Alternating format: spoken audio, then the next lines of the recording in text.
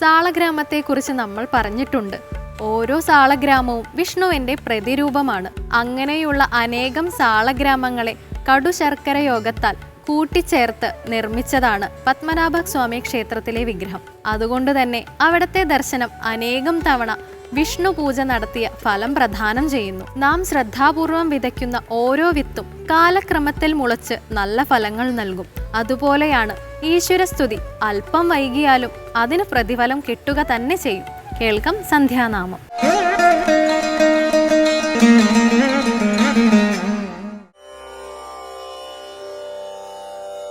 ഭജരേ ഗോപാലം ഭജ ഗോപാലം ഗോപാലം ഭജരേ ഗോപാലം ഭജ ഗോപാലം ഗോപാലം ഭജരേ ഗോപാലം ഭജ ഗോപാലം ഗോപാലം ഭജ ഗോപാലം ഭജിത കുചേലം ത്രിജഗന്മൂലം ദിതികുലകാലം ഭജ ഗോപാലം ഭജിത കുചേലം ത്രിജഗന്മൂലം ദിതികുലകാലം ഭജരേ ഗോപാലം ഭജ ഗോപാലം ഗോപാലം ആഗമസാരം യോഗി വിചാരം ഭോഗശരീരം ഭുവനാധാരം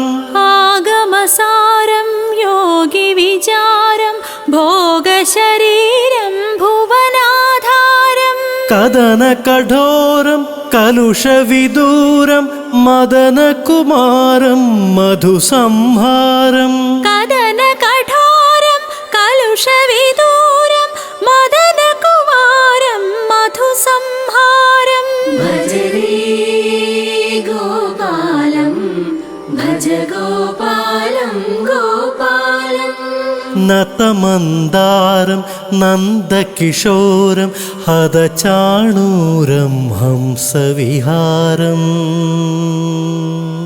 നതമന്ദാരം നന്ദകിശോരം ഹതചാണൂരം ഹംസവിഹാരം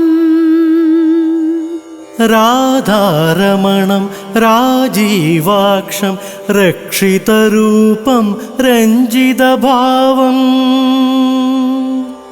രാധാരമണം രാജീവാക്ഷം രക്ഷിതരൂപം രഞ്ജിതഭാവം മോഹനരൂപം മായാഗോപം മധുരാനാഥം മഞ്ജുളഗാത്രം മോഹനരൂപം മായാഗോപം മധുരാനാഥം മഞ്ജുളഗാത്രം